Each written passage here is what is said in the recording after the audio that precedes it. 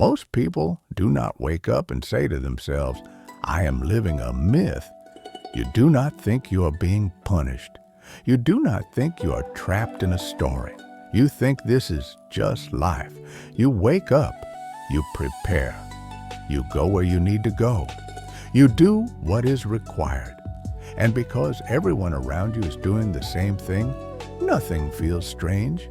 You do not feel dramatic pain. You are not falling apart. You are just tired.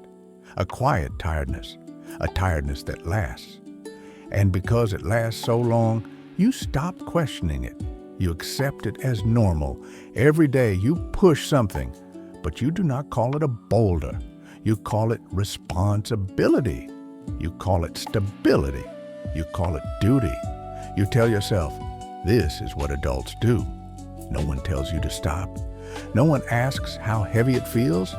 So you keep pushing. You push through work. You push through expectations. You push through days that feel the same. And because you are capable, because you can handle it, the pushing never ends. At first, you believe effort leads somewhere. If you work hard enough, something will change. But slowly, you begin to notice something. You finish one task and another replaces it. You solve one problem and a new one appears. Nothing stays finished. There is no moment where you can say, I am done. Only a brief pause before you begin again. This is when the tiredness deepens. Not because you are weak, but because your effort does not accumulate. It resets every day. At some point, a question appears. It does not shout. It whispers. If this continues forever, what is the point? You do not ask it out loud. You tell yourself this is not the right time. You tell yourself others have it worse. But the question stays. It appears when things are quiet, late at night, early in the morning. You are not looking for happiness. You are not asking for miracles. You just want to know if this leads anywhere. And the silence that answers you is uncomfortable. This is the moment most people miss. They think this feeling will pass. They think it is just a phase. But slowly, you realize something deeper. This is not a temporary situation. This is a structure. Life does not move from struggle to resolution. It moves in circles. Work, rest, repeat. Responsibility, relief. Responsibility again. And when you see this clearly, you are very close to understanding Sisyphus. Not as a myth, not as a punishment, but as a mirror. Sisyphus was not a monster. He was not evil in the way stories often make villains look. He was clever. He was human. He was proud of his intelligence. He believed he could outsmart the gods. And for a time, he did. This is important because Sisyphus was not punished for being cruel. He was punished for refusing to submit, for believing he could live on his own terms. When people hear about Sisyphus' punishment, they imagine suffering. But the gods did not choose pain. They chose repetition. They did not torture his body. They trapped his time. Every day, Sisyphus had to push a large stone up a mountain. When it reached the top, it rolled back down, and the task began again. No progress, no completion, no ending. This is what made it cruel. Pain can be endured if it leads somewhere. Even suffering feels lighter when it has meaning. But repetition without meaning is different. It slowly drains you. There is no moment of victory, no finish line, just effort that erases itself. Sisyphus did not suffer because the stone was heavy. He suffered because nothing changed. Most people think the story is about pushing the stone. But Camus did not focus on that. He focused on another moment. The walk down the mountain after the stone falls, before the pushing begins again. In that moment, Sisyphus knows. He knows exactly what is waiting for him. There is no illusion. And yet he walks back down, fully aware. This is the heart of the story. This is why the story still matters. Because Sisyphus is not just a character. He is a mirror. We push things that roll back. We solve problems that return. We complete tasks that reset. And like Sisyphus, we walk back down the mountain. We wake up the next day. We prepare. We begin again. The myth is not ancient. It is happening now. And once you see that, you cannot unsee it. At first, what Camus says sounds strange.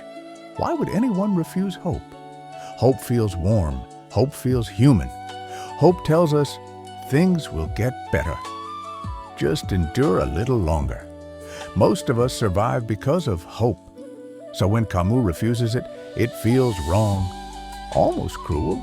But Camus was not attacking hope because he hated life. He refused hope because he understood something about it.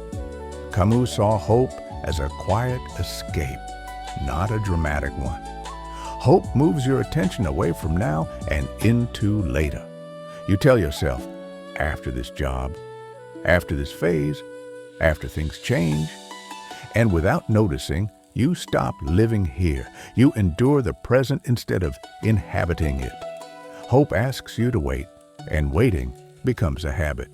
Days pass, years pass, life stays somewhere else. Imagine if Sisyphus hoped. Imagine if he believed one day the stone would stay at the top. That hope would destroy him, because every fall would feel like betrayal. Every reset would feel like failure. Hope would turn repetition into disappointment. Camus understood this. Hope would make Sisyphus weaker, not stronger. Hope is not the only escape. Camus saw others. Some people escape into beliefs that explain everything. Some escape into big meanings borrowed from others. Some escape into distraction, busyness, noise. All of them do the same thing. They remove you from the reality you're living. They offer comfort, but at a price. The price is honesty.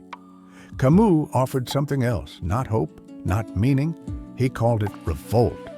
Revolt is quiet. It does not shout at the world. It does not demand answers. Revolt is the decision to stay awake, to see the stone, to see the mountain, to see the repetition, and still place your hands on the stone, not because you believe it will end, but because it is yours. This is not resignation. This is dignity. When Camus wrote, "One must imagine Sisyphus happy," he did not mean joy. He did not mean pleasure. He did not mean excitement. He meant something quieter. Happiness here is not a mood. It is a position. It is the moment when Sisyphus understands his situation and no longer lies to himself. He does not expect the mountain to disappear. He does not expect the stone to change. He knows exactly what his life is, and he accepts that knowledge without illusion. Sisyphus is not free because he escapes. He is free because he sees clearly. The gods can control his task, but they cannot control his awareness. In knowing the truth of his condition, Sisyphus takes ownership of it. The stone is still there. The mountain is still there. But the meaning of the task belongs to him now. This is where freedom lives, not in outcome, but in awareness. Many of us suffer because we keep asking life to explain itself. We want a reason big enough to justify everything, but when life does not respond, we feel lost. Camus suggests another way. Stop asking life to make sense. Live it clearly instead. This does not remove pain, but it removes confusion. You stop searching for a story that does not exist, and you begin to live the one you are already in. If you are Sisyphus today, you do not need to like your life. You do not need to feel inspired. You only need to be honest. Honest about the weight you carry. Honest about the repetition you face. honest about the limits you cannot change, and still you place your hands on the stone, not because you hope, not because you believe, but because this is your life. And in choosing to live it with open eyes, you are free. Sisyphus walks back down the mountain. He knows what is waiting, and yet his step is his own. The gods have given him a task, but they have not taken his consciousness, and that is enough.